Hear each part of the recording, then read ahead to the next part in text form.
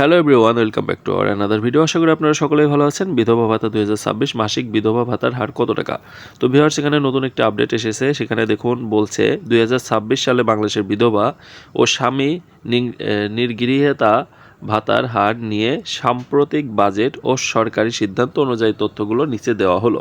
বিধবা ভাতার বর্তমান হার 2026। তো এখানে দেখুন মাসিক ভাতার হার বর্তমানে এই ভাতার পরিমাণ 650 টাকা। আগে এটি 550 টাকা ছিল, যা 100 টাকা বাড়িয়ে 650 টাকা করা হয়েছে। 90 বছরের বেশি বয়সীদের জন্য বিশেষ ক্ষেত্রে 90 বছরের বেশি বয়সী বিধবারা বার্ষিক 1000 টাকা পর্যন্ত ভাতা পেতে পারেন। গুরুত্বপূর্ণ তথ্য: ভাতা প্রদানের পদ্ধতি। ভাতার টাকা সরাসরি আপনার নিবন্ধিত মোবাইল ব্যাংকিং, বিকাশ বা নগদ অথবা এজেন্ট ব্যাংকিং অ্যাকাউন্টে গভর্নমেন্ট অফ পার্সন পদ্ধতিতে পাঠানো হয়। আবেদন সময়কাল সাধারণত প্রতি বছর জুলাই থেকে অক্টোবর অথবা নভেম্বর মাসের মধ্যে নতুন সুবিধাভোগীদের আবেদনের সুযোগ দেওয়া হয়। 2026-27 অর্থ বছরের জন্য আবেদন প্রক্রিয়া সাধারণত 2026 সালের আগস্ট থেকে অক্টোবর নাগাদ শুরু হতে পারে।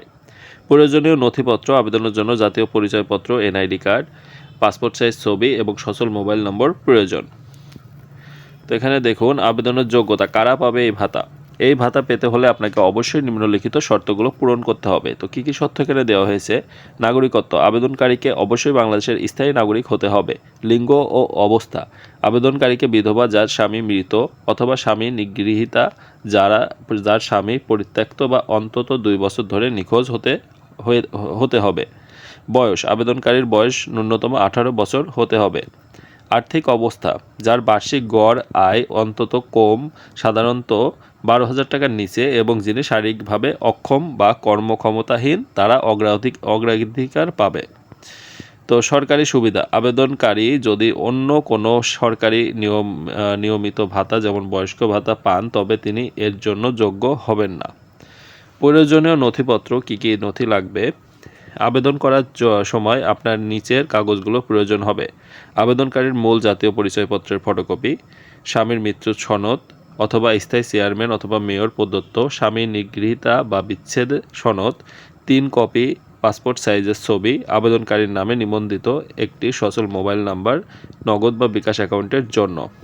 আবেদন করার প্রক্রিয়া: বর্তমানে এই আবেদন প্রক্রিয়া অনেকটাই ডিজিটাল। আপনি দুইভাবে আবেদন করতে পারেন।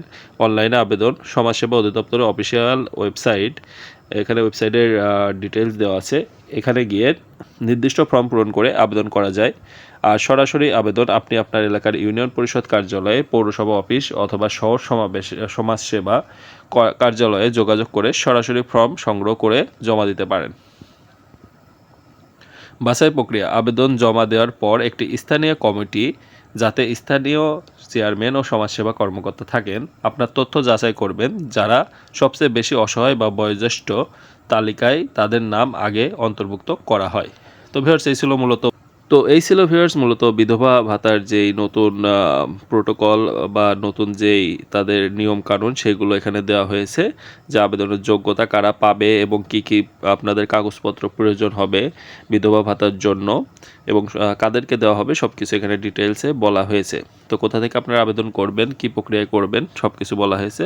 ভিডিওটি যদি বুঝতে না পারেন আবার পুনরায় দেখতে পারেন এবং এখানে একটি ডিটেলস দেখতে পাচ্ছেন mis.dss.government.bd, এই অ্যাড্রেসে গিয়ে অনলাইনে আবেদন করতে পারবেন অথবা সরাসরি ইউনিয়ন পরিষদের কার্যালয় অথবা পৌরসভা অফিসে যেয়ে আপনারা ওখান থেকে যে একটি ফর্ম নিয়ে সেটা পূরণ করে জমা দিতে পারবেন। তো ভিউয়ার্স, এই ছিল মূলত বিষয় আজকের এই ভিডিওতে।